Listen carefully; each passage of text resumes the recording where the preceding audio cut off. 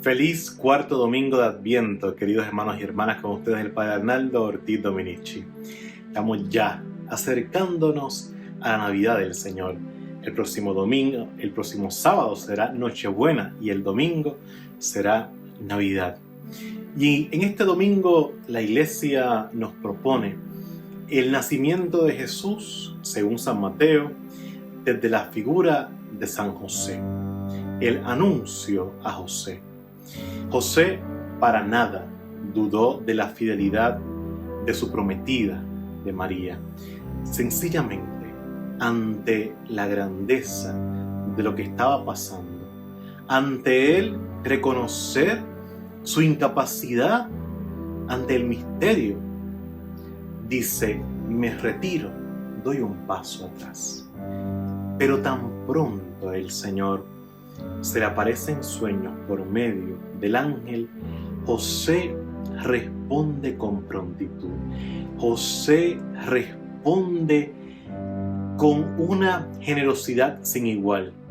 Es que me gusta imaginarme que José estaba destruido interiormente, que amaba a María, que tenía un plan con ella, un proyecto con ella, y sin embargo, queriendo estar con ella, no comprendía lo que Dios quería. Y pues sencillamente estaba dividido interiormente, estaba en esa encrucijada, ¿no? Pero cuando Dios se le revela entonces una luz, me imagino que en ese momento José experimentó sentirse iluminado del todo. Coincidió su voluntad con la de Dios, porque la voluntad de José era hacer un proyecto con María. Sin embargo, pues Dios lo que hizo fue ir más allá de lo que él podía imaginar. Así hace Dios contigo y conmigo. Dios siempre viene, sí, rompe esquemas, sí, muchas veces nos pide cosas contrarias a lo que nosotros queríamos, pero la mayor parte de las veces Dios lleva a plenitud los deseos pequeños que tenemos tú y yo. Entonces José tiene una misión particular, muy hermosa, ¿no? Le pondrá por nombre. Justamente José es el del linaje de David, es el que le comunica a Jesús esa descendencia davídica, porque el Mesías había de ser de la familia de David. Entonces, la sangre que corre por las venas de José es sangre real, y su hijo sería el Rey de Reyes, el Señor de Señores. Pero hay algo más. Dice que José le pondría el nombre al niño. Jesús, Dios salva.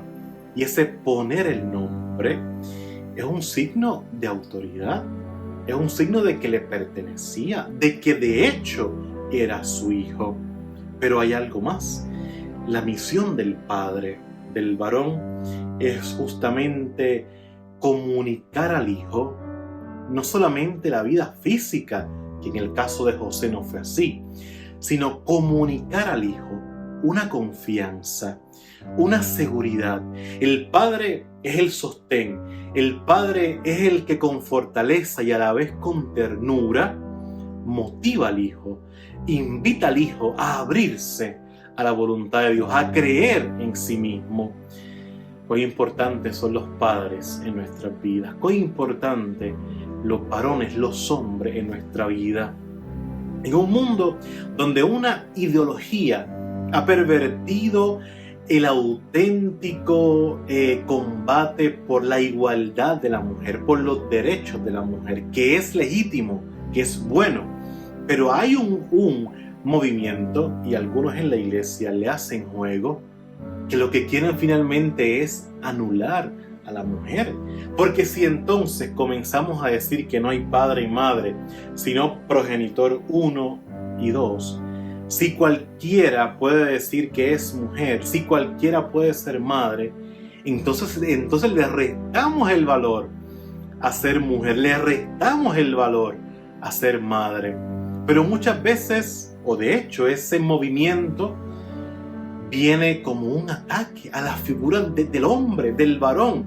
Entonces, si estoy diciendo que tanto en la cultura hebrea como hoy día, porque es así, la tarea del hombre, del varón, del padre, es ayudar al hijo a descubrir su identidad, a confiar en sí mismo, a abrirse el proyecto de Dios.